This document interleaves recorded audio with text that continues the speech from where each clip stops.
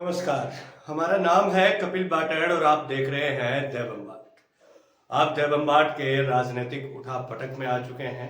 राजनीतिक उठापटक इसलिए बोलूंगा क्योंकि राजनीति सियासी खेल जो है वो बड़े करीने से और बड़े तरीके से खेला जाता है और इस खेल का शिकार हो रहे हैं राहुल गांधी के जीजा जी रॉबर्ट वाड्रा।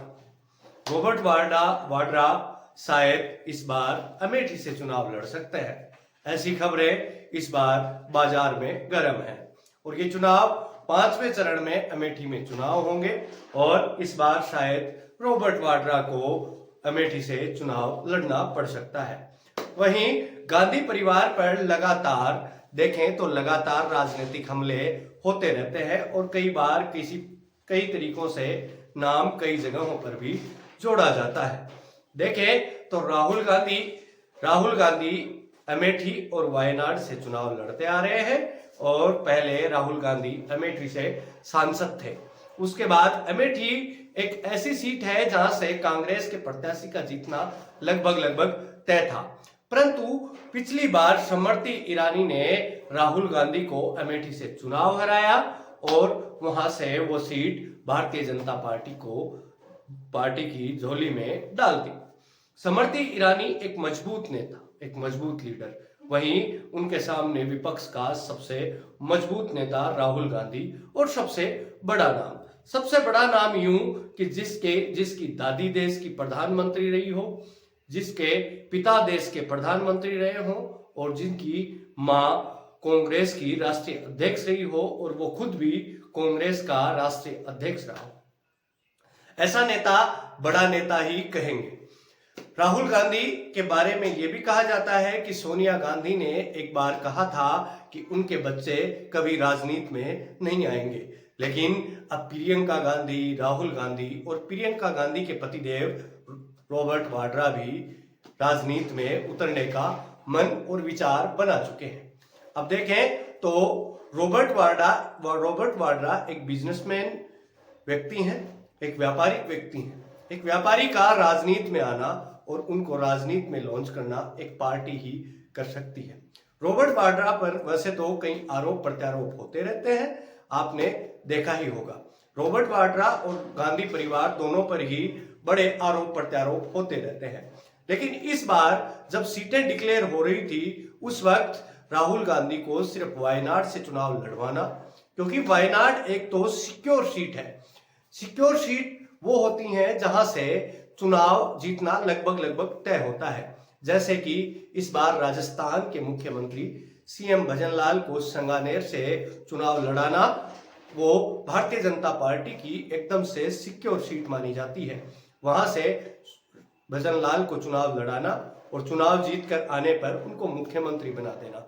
वैसे ही हर पार्टी की कुछ सिक्योर सीट होती हैं, उन सीटों पर अक्सर बड़े नेताओं को चुनाव लड़ाया जाता है या फिर जो मंत्री बनते हैं या मंत्री बनाने होते हैं उनको ये चुनाव लड़वाया जाता है। ये नेताओं को चुनाव लड़ा करके और ये सीट गिफ्ट में दी जाती है बड़े नेताओं को। वहां पर किसी छोटे कार्यकर्ता को चुनाव कभी नहीं लड़वाया जाता। वैसे ही देखें तो रॉबर्ट वाड्रा भी कांग्रेस में किसी न किसी प्रकार से सम्मिलित होते हैं, क्योंकि उनका पूरा परिवार कांग्रेस में है। उनकी सास, साला, उनकी पत्नी तक सभी कांग्रेस में है। प्रियंका गांधी कांग्रेस में राष्ट्रीय महासचिव है और उनके पति के ऊपर बड़े आरोप प्रत्यारोप आपने देखे होंगे। कई बार कई जमीनों के मामलों में भी रॉबर्ट वाड्रा का नाम आ चुका है। हेराल्ड बैंक घोटाले में भी रॉबर्ट वाड्रा का नाम था और अब तक अमेठी सीट से किसी भी नेता को टिकट ना देना कांग्रेस के नेता को यह तय करता है कि वहां से किसी ना किसी ऐसे मजबूत व्यक्ति को चुनाव लड़वाया जाएगा जो शायद वहां से चुनाव जीते और लोकसभा में जाए।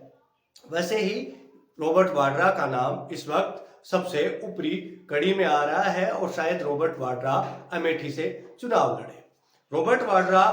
रॉबर्ट वाड्रा एक राजनीतिक परिवार के व्यक्ति होने के नाते उनको ये फायदा मिल रहा है और अब तक ये सीट का डिक्लेरेशन नहीं करना भी इसी ओर इंगित करता है कि अमेठी की सीट लगभग तय है रॉबर्ट वाड्रा के नाम पर।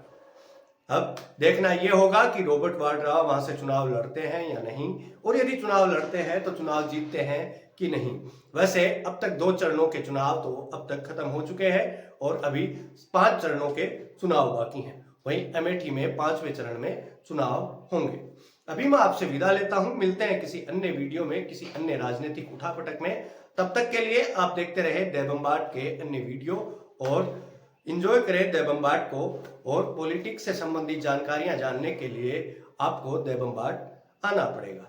अभी मैं आपसे विदा लेता हूं, और आपने यदि इस चैनल को सब्सक्राइब नहीं किया है तो अभी जाइए और सब्सक्राइब कर लीजिए। और यदि आप इन वीडियो को पसंद कर रहे हो तो इस वीडियो को लाइक कीजिए और अपने दोस्तों के साथ शेयर कीजिए। और यदि हमें कोई सुझाव देना चाहते हैं तो कमेंट बॉक्स में लिखिएगा, हम आपके सुझावों की बड़ी कदर करते हैं। अभी मैं आपसे विदा लेता हूं। आप यहां तक आए इसके लिए आपका धन्यवाद, आभार।